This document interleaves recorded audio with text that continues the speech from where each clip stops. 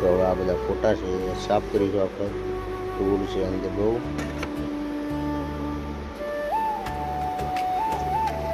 તો ચલો આપણે એક લીલા કપડાથી ફોટા આખા એકદમ ચોખ્ખા કરી નાખીએ.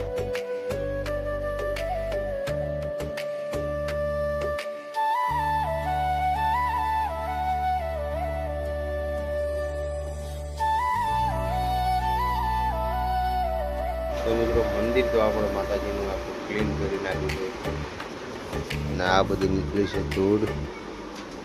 હું તમને બતાવું હવે એકદમ ચોખ્ખું લાગે મંદિર. તો જો જોરદાર મંદિર.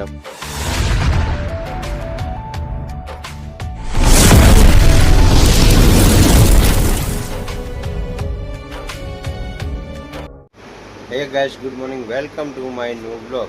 તો મિત્રો આજે છે 365 દિવસ પહેલાંનો 139મો દિવસ અને અત્યારે આપણે છે દુકાને. તો મિત્રો આજના બ્લોગમાં આપણે જે દુકાનનું મંદિર છે એમાં ધૂળ ને ચેપટ બહુ છે. તો આપણે માતાજીના ફોટા અને મંદિર સાફ કરીશું. તો ફોટા અહીંયા કાઢી લીધા છે અને અહીંયા આ બધું ક્લીન કરી નાખ્યું છે ચોખ્ખું એકદમ.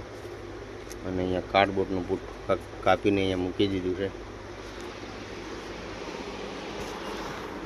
તો હવે આ બધા ફોટા છે એ સાફ કરીશું આપણે. ધૂળ છે અંદર બહુ.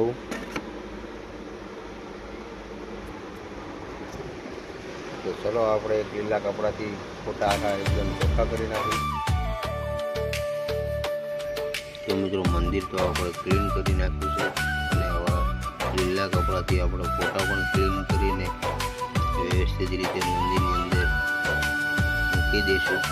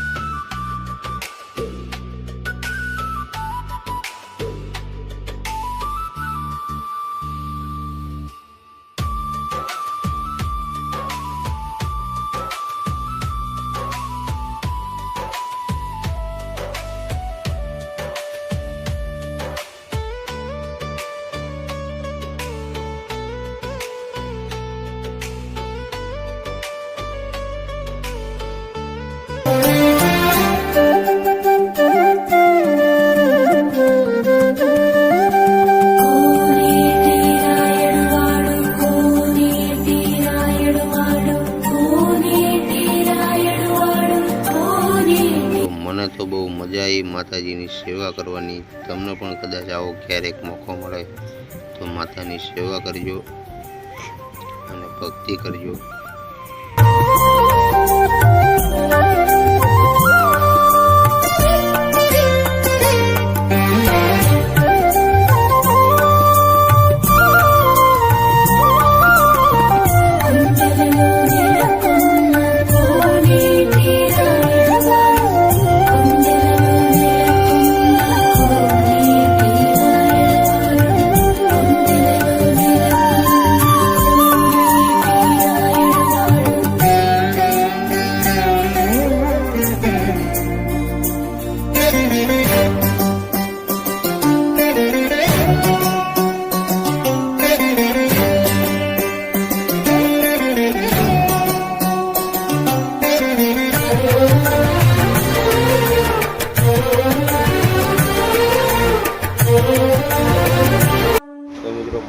આપણે માતાજીનું આખું ક્લીન કરી નાખ્યું છે અને આ બધી નીકળી છે ધૂળ.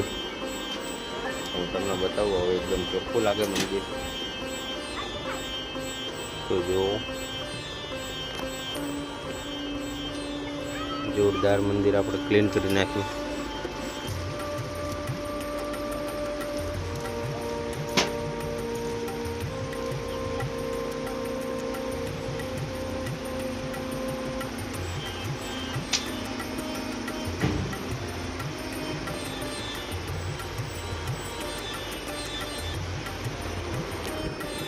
મિત્રો આપણે ખાલી 1 થી 2 દિવસ ના આવી તો આપણને કઈ રીતનું થાય, તો મંદિરને પણ આપણે ક્લીન કરવું પડે મહિને 2 મહિને, કારણ કે સેપર ઉડે ખરાબ લાગે, એટલે 1 થી 2 મહિને મંદિર જરૂર સાફ કરે. તો મિત્રો અત્યારે થઈ ગયો છે જમવાનો ટાઈમ અને આપણે આવી ગયા છીએ ઘરે જમવા માટે. તો જમવામાં છે આજે ગળાઈ સેવ બનાવેલી છે અને મગની દાળનું શાક છે અને રોટલી છે. તો ચલો આપણે ફટાફટ જમી લઈએ ને પછી જઈએ દુકાને. અહીંયા આપણી પ્રિન્સેસ પણ સેવ ખાય છે. ખાવ સેવ ખાવ, હાલો હારો બેન સેવ ખાવ છો, ખાવ.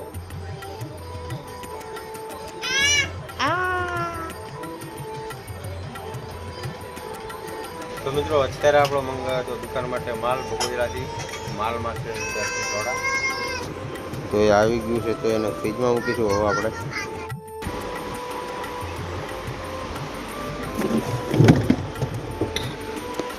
મિત્રો અહીંયા આપણને સંદીપભાઈ સોડા આપે છે, આપણે અંદર મૂકીશું.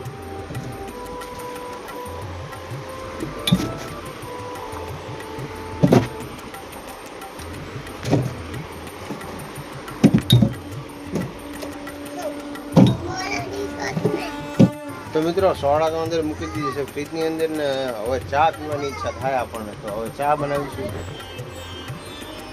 તો અહીંયા આપણે બનાવીશું એવી ચા. તો ચલો ફટાફટ ચા બનાવી લઈએ. ચા બનાવીને પછી પીવી મજા આવી જાય. તો મિત્રો આપણું કાઉન્ટર પણ બહુ ખરાબ લાગતું હતું, ધૂળ અને રેતી હતી ઉપર પવનની, તો એ પણ આપણે ક્લીન કરી નાખશું. તો મિત્રો કાઉન્ટર આખું આપણે ક્લીન કરીને અત્યારે આવી ગયા છીએ ઘરે ને હવે થોડી વાર માટે આરામ કરીશું આપણે. મિત્રો અત્યારે આપણે જાગીને આવી ગયા છીએ દુકાને અને જાગીને જોયું તો વાગી ગયા 6:30. તમે જોવો ઘડિયાળમાં કઈ રીતની ઊંઘ આવી ગઈ ખબર જ ના આવી, કારણ કે 4 વાગે આપણે સુતા હતા અને 6:30 વાગી ગયા. હજુ ના જાગે તો પપ્પાએ પાડે બૂમ, એટલે જાગવું જરૂરી હતું. નહીં તો આપણે ના જાગે તો આપણને 2-3 પડી જાય. ये बड़ी अच्छी बात कही आप.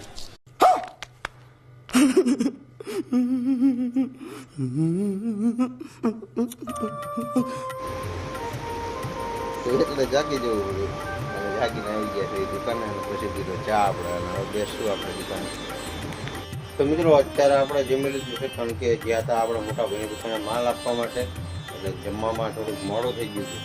તો માલ આપીને આવી ગયા છે ઘરે અને હવે કરશું વિડીયોનું એડિટિંગ. તો ચલો ગાઈસ આજનો વ્લોગ અહીંયા પૂરો કરશું. મળશું કાલે બીજા નવા વ્લોગમાં. વ્લોગ સારો લાગે તો લાઈક કરજો, શેર કરજો અને સબસ્ક્રાઈબ કરજો. જય હિન્દ.